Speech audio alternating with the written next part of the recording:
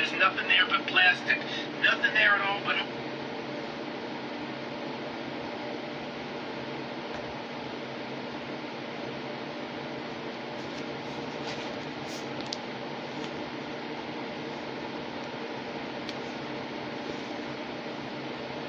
We're reading chapter 2. I was born on Halloween night during a blizzard. Despite the weather, a handful of close relatives made it to the hospital in their costumes to see me come into the world. It was a traumatic birth, from what I have been told. I was choking on feces and strangled by the umbilical cord. The birth took longer than the average time, and the doctor ultimately had to pull me out with forceps. Afterwards, I was not allowed to leave and go home with my mother, but instead stayed in an incubator for the next 5 days before I could go home. Using deprogramming techniques of the green spiral staircase exercise has brought me back some memory of this time in the hospital. I observed myself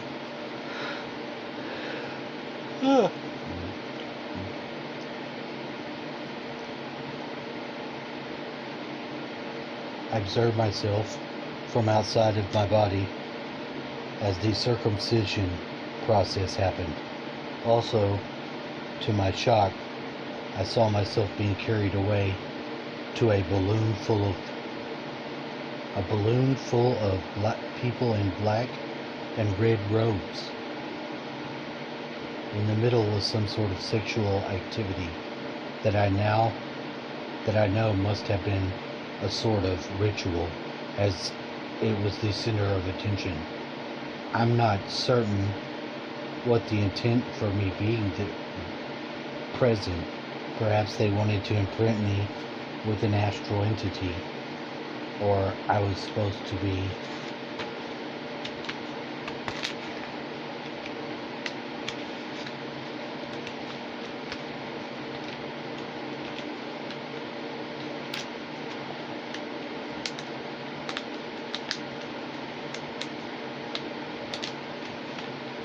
I can't flip the pages.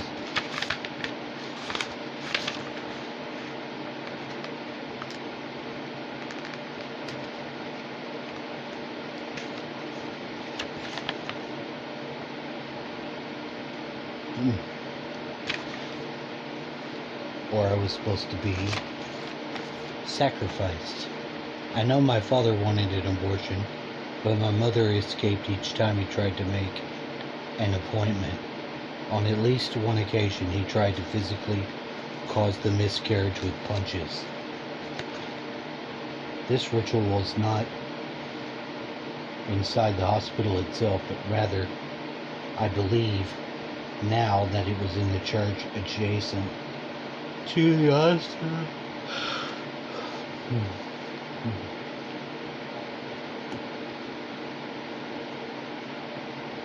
Known as Brittany Hill. It is possibly they somehow connect through the restricted access hallways, but I cannot say for certain. The church is popular for being rented for weddings, and is actually where my parents were married. My parents divorced promptly after my birth. My mother had full custody since my father did not appear in court. I have very little memory of my life before the age of 5, but what I do remember was yelling and violence in the home when my father would visit. I recalled coming home from school one day and all the furniture was gone. Another time we came home and our dog was dead. I was not allowed to see the scene, but was told that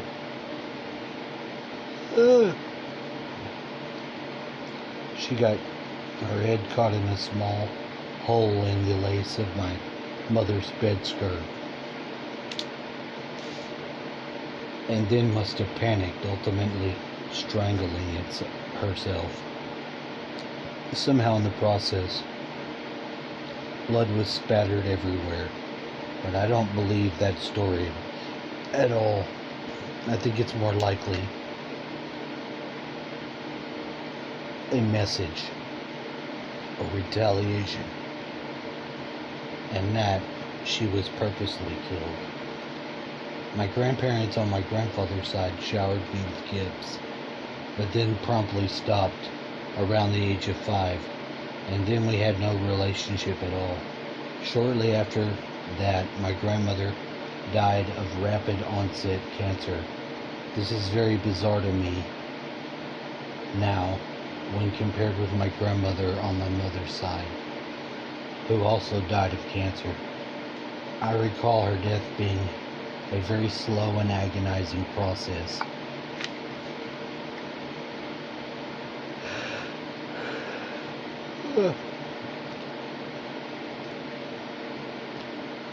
Where with my father's mother, she was just all of a sudden gone one day.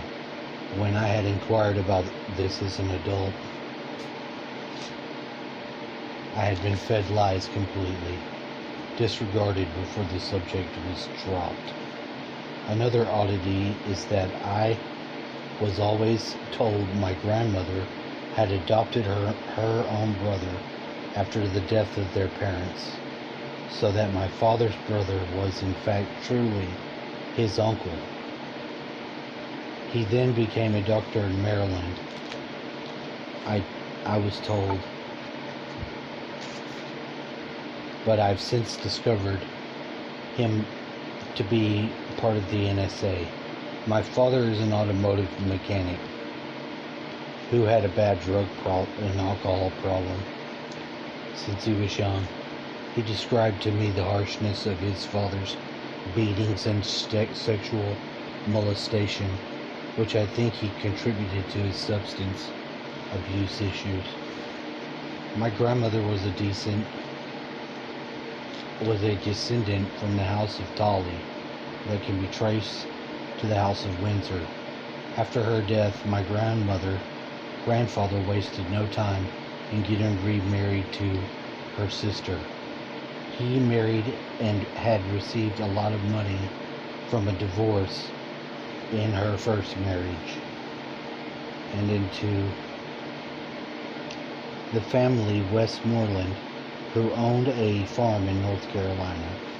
Coincidentally, there's an airport named Westmoreland Airport, not far from where my grandfather worked, at Suffolk County Air Force Base, near Montauk, New York. I have a suspicion that my grandmother may have known too much about my grandfather's work and got in the way somehow, but I guess I'll never know. He later became a technical sergeant in the United States Air Force, and he worked for a computer programmer, radar operator for NORAD in Cheyenne Mountain Complex. Growing up, my father had a visitation rights to see me. I could not say that he was a good influence. My earliest memory of him was tickling my feet until it was painful. I was screaming and crying until eventually giving up completely for any hope to come. I would totally disassociate.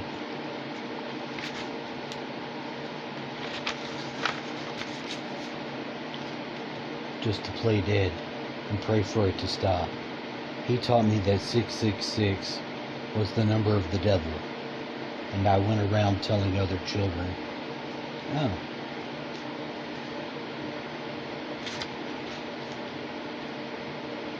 what is service?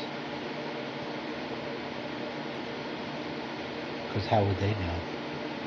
Later, someone at school taught me how to draw the 5-pointed star. I would doodle them on all of my papers, binders. One day my father asked me, do you know what to do?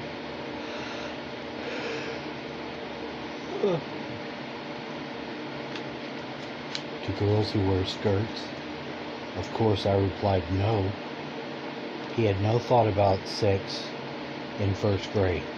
You lift them up and you kiss their pee-pees, he said.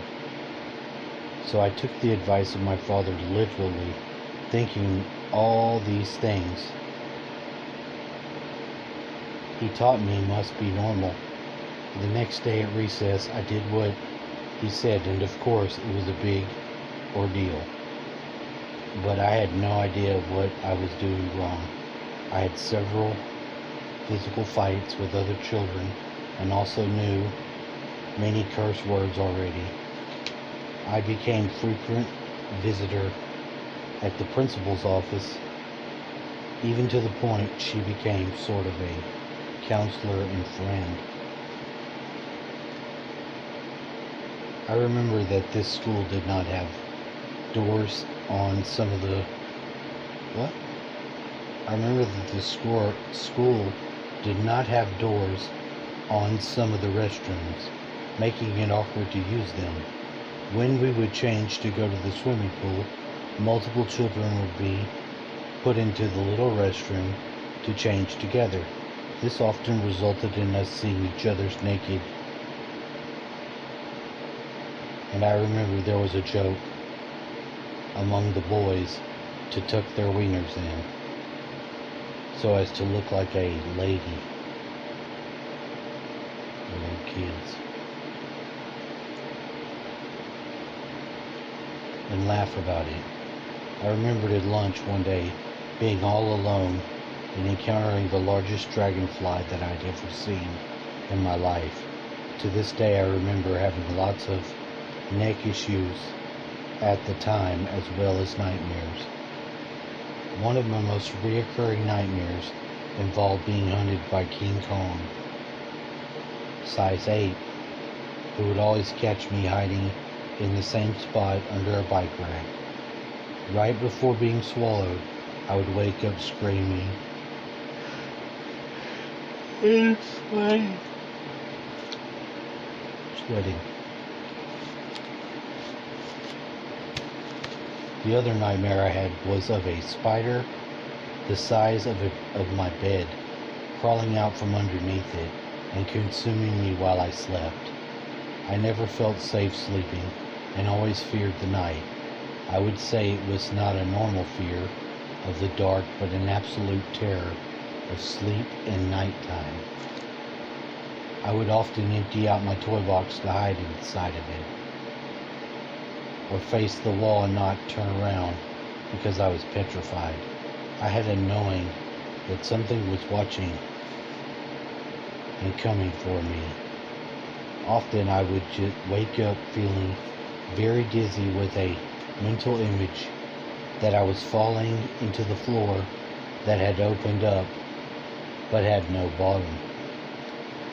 I would see faces outside my window at night, and I would also often hide in the restroom in the fetal position, trying to avoid my bed, hoping that it would stop.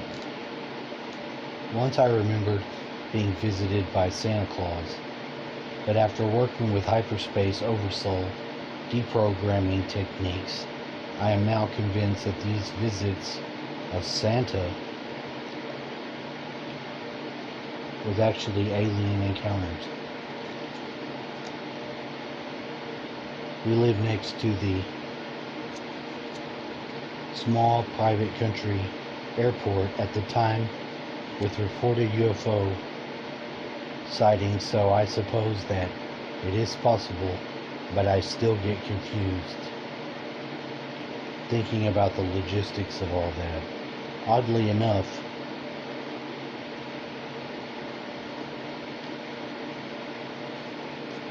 I used to doodle alien human hybrids when I was growing up. These experiences would not be the end of my nighttime terrors for many years to come.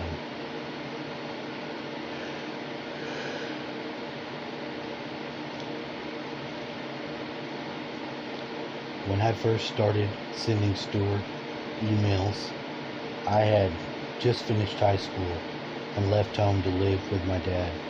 I was trying to escape the stress I was having from the living of friends that was getting me into trouble. Unfortunately, as it turns out, my dad was probably the worst person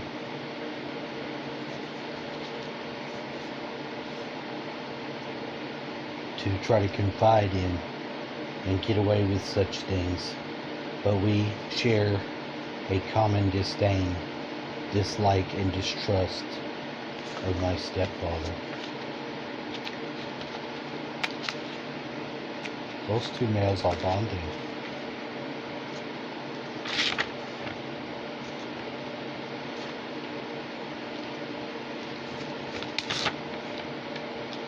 Every night I started having episodes at 333 where I would wake up being completely paralyzed. I knew something was in the room with me. I would feel something pressing down deep into my bed above my chest. I could not speak, and I could only mentally fight this force trying to overcome me. I would eventually stop after a struggle, but always came back the next night.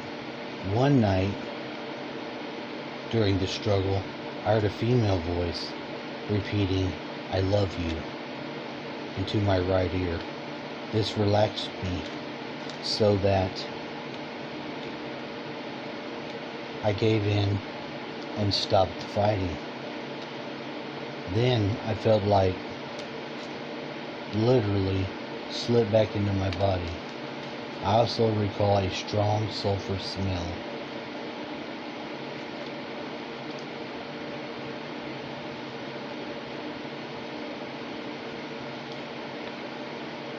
In the room during this time. Yeah, that's because they're worshiping Satan. Sometimes I would try to sleep different locations, hoping to avoid the activity, but it did not work. One night when the paralysis came, I was in the basement and managed to struggle enough to start crawling on my upper body. It was as if my legs did not work, and also my voice could not be shared. When I awoke in terror, I was back in the basement where I had started, and nothing ever had happened. I could only explain it as being something demonic, and thought that it would perhaps my dad had let the demons into the house because of his drug and alcohol problems. Rude ass kid. My favorite movies were always science fiction. The Star Wars and The Fifth Element. My cousin was my best friend for a long time, and I remember that he liked the show Barney. So did my brother.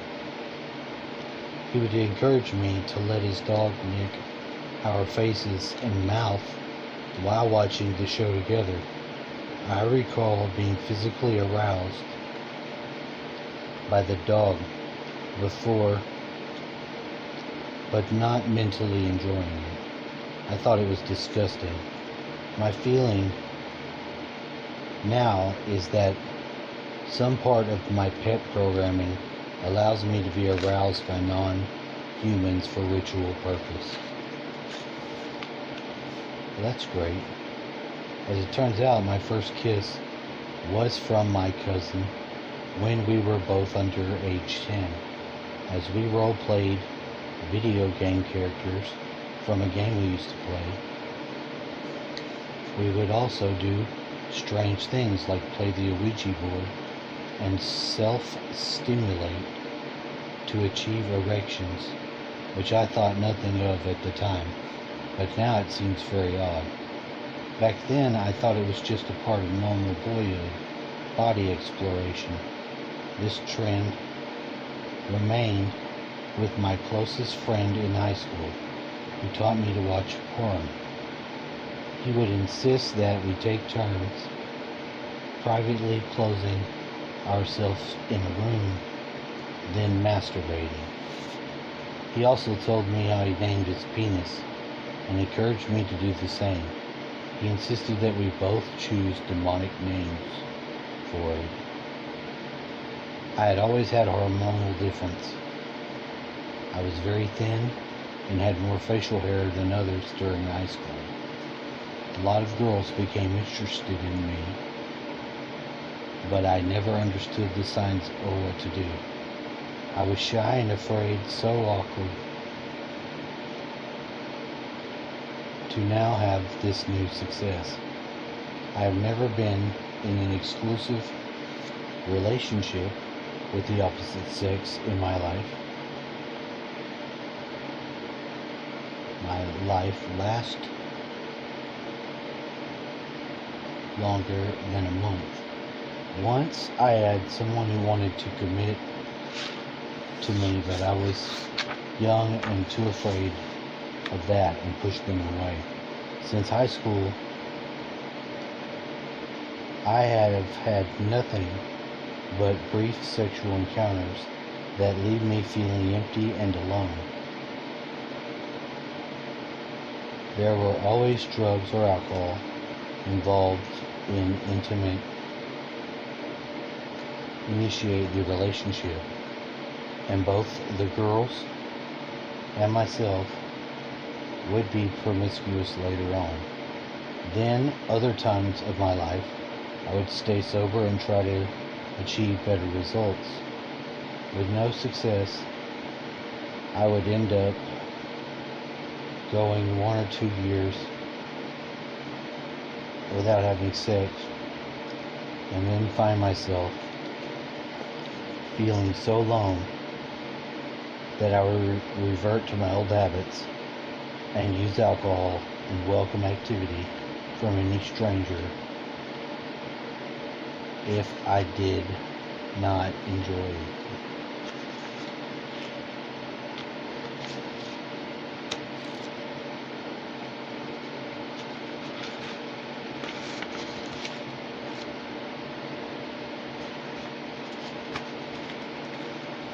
I feel I had never really pursued or tried to initiate such relationships with people because it just feels like work to me. I'm afraid they will ultimately leave me anyway. Many people are just used for sex and then they would find another partner. I would feel hurt for a long time after each case.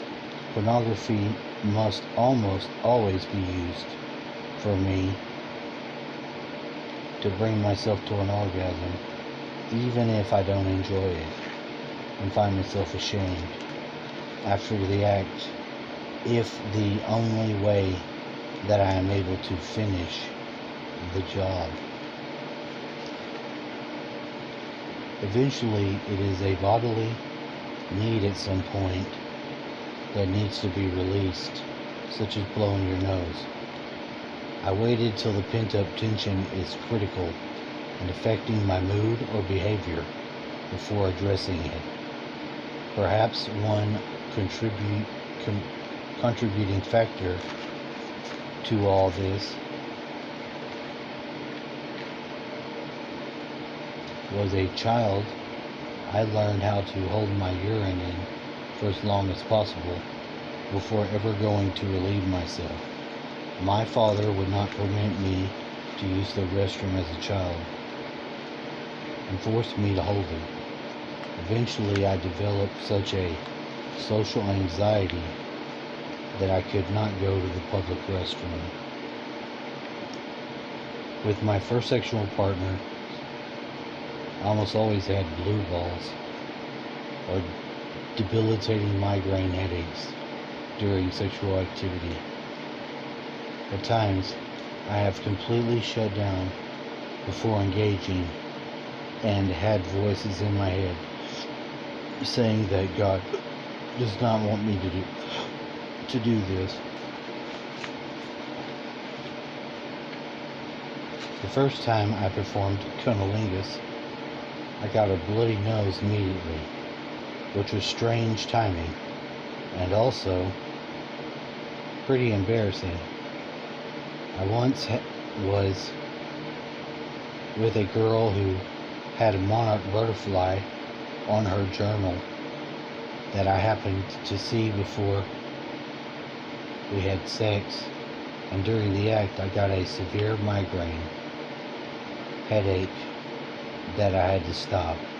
I also had a sex partner who would slap me very hard and squeeze my balls to the point of pain. She would not allow me to kiss her on the lips. I presumed it meant to her that meant feelings were getting involved, and this would be strictly business.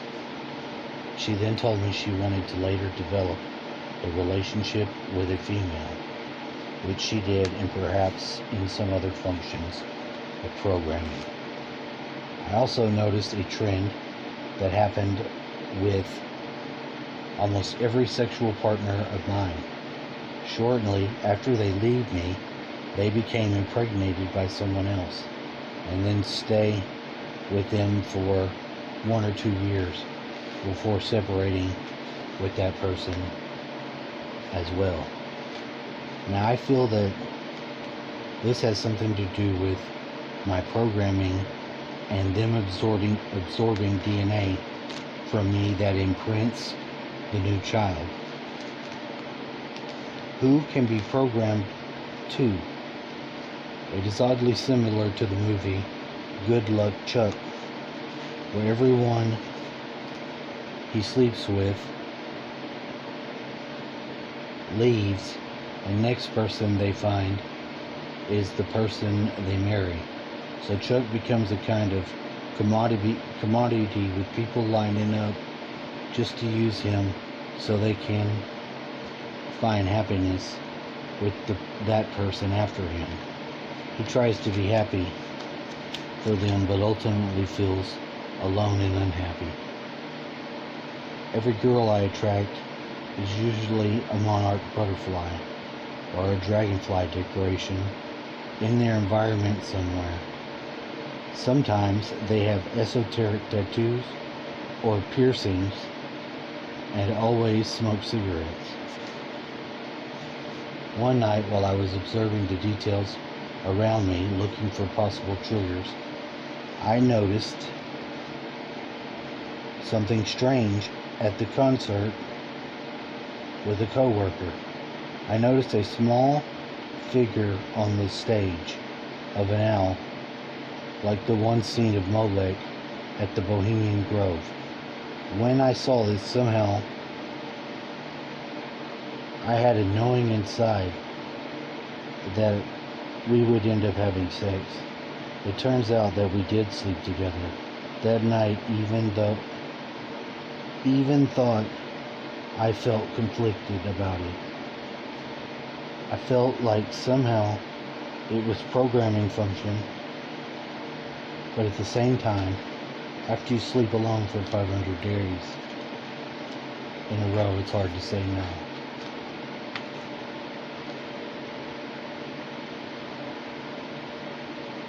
The owl, I feel, is a trigger. For me, I noticed that talking owls are used a lot in commercials now. During my deprogramming, I relived a memory of a night where I was in a ritual with an owl statue and a castle in the background. I saw a child that was decapitated right in front of me, and I was abused sexually by adult men. Then they told me I lived because I was a good boy, but I always felt like I should have been the one. I saw that child die. I think it put fear in me to do what they wanted or knew I'd be next. I believe now that this ritual was at Disneyland in California at night after the park had closed. I was taken as a child and don't remember anything about Disneyland. I remember the hotel and the double-decker bus ride through the town of the resort, but then my mind goes blank. After retrieving this memory from deprogramming techniques, I searched for videos of the park and actually found a video where two children are posing for a picture in the front in the very owl statue in front of the castle from my memory. This was nauseating for me. I hope parents will stop taking children to that place. Males have been frequently made sexual advances towards me that I did not recognize at such time they had occurred. Many of my friends used to touch my genitals as a joke on a regular basis, or on many occasions pulled my pants down in public. I once invited a man I met from a business seminar to have a drink as he mentioned the prospect of having a good job for me, and I was desperate for one at this time. It sounded great, and he was a married man, so why should I suspect what happened next? Once we were alone, even before he finished his drink, he asked me to let him perform fellatio. I was truly surprised by this, and he explained that it was something he missed doing from back in college days at the fraternity. He was very persistent, but I managed to talk out of the situation and drove him back to the business seminar.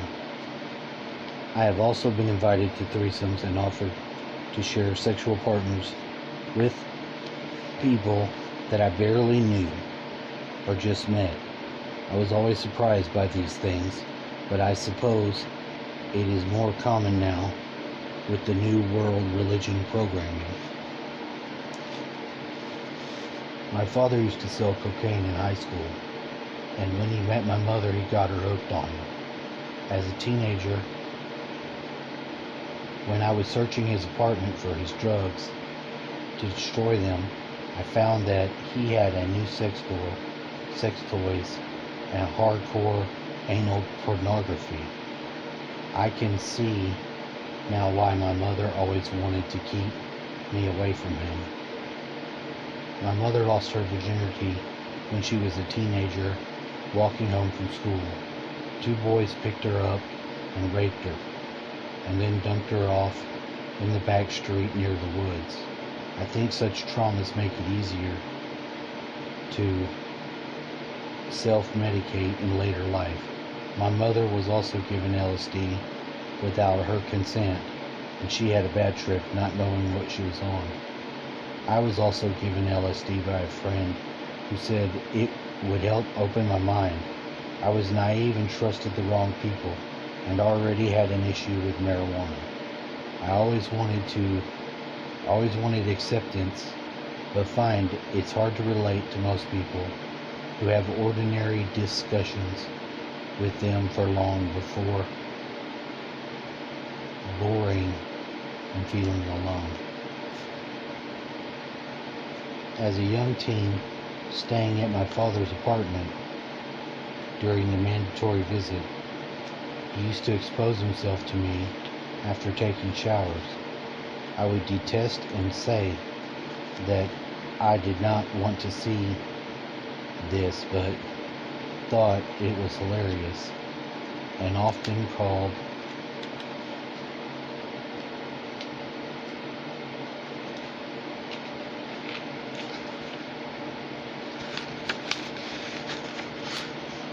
his penis a name or a thingy.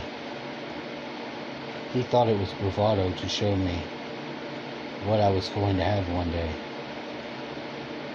He also would encourage me to sleep in bed with him, even though I tried just to sleep on the floor or couch. He would persist. He would talk provocatively and perverted about women and was always degrading them. I never liked it, but never spoke up because I was afraid of his ridicule and anger. He always drank while driving and took me to his friend's house where he would tell me about their parties and sharing sexual partners. He seemed to enjoy telling me about all this. Sexual promiscuity, and encouraged me to be like him. I often lingered around bored, being the only child present with all the friends and having no way to leave. On occasions, he would take me to the Indian Hot Springs in Idaho Springs, rent an expensive outdoor jacuzzi. Honestly, I actually look forward to these times together to enjoy the warm pools, and he would treat me nicely, buying me whatever food and gifts I wanted. This was very different than his normal behavior when he did not show any concern about me. Now I feel that all the kindness on these trips was just more sinister in motive. When in the private outdoor jacuzzi, he would be naked and encourage me to be naked too. He told me to lie about my age so I could get into the geothermal caves, which were gender specific and only for people ages 16 and over. Clothing is optional there, and I was only a young boy present. The rest of the middle-aged men were naked that encouraged me to be naked as well, even though I insisted on keeping my bathing suit on. Since doing hyperspace oversoul deprogramming techniques, I've filled in some of the missing times. My memories also had started to be able to feel pain and other sensations from my implants. I have a standard array. One memory that I recalled involving me being laid out flat and chained on a pentagram while males stood around me, simultaneously ejaculating on me. Another time, I was on a cross and a red-haired woman had to perform sex acts on me. You got the red-headed lady right. I continue to work on my deprogramming and release work, although sometimes I slow down or stop completely. It can be difficult to process these things. The work reveals, and if I do too much, I find it difficult to function in normal everyday life because of everything seems so trivial. I've had bad memories surface of being shocked by electricity, covered by spiders, and having my head held underwater. I rediscovered some missing time back at a summer trip in the Ozarks in Missouri using Black Rabbit deprogramming technique. It was my dad's stepmother, stepsister, and I was told I was going to see my dad's sister for a 4th of July celebration. They lived in Colorado, so it never made sense to me why we were going all the way out there. The only explanation I was given was that there was going to be a large pig roasted, a good firework display. Well, I remember the pig, but I don't recall any firework display. I vaguely remember a roller coaster at a Silver Dollar City amusement park and visiting Marvel Cave, but my mind goes blank.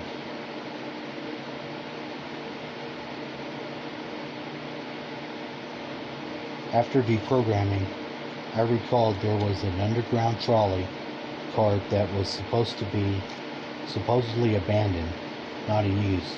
Nobody else from the tour was present at this portion of the trip, and I ended up being whisked away down the tunnel and out to the open land. There I remember running alongside another boy, and we were both nude running for our lives, being hunted for sport, in which Stewart says is called the most dangerous game. Where they hunt people. Okay. I have to pause. That's all I'm going to read of it for now.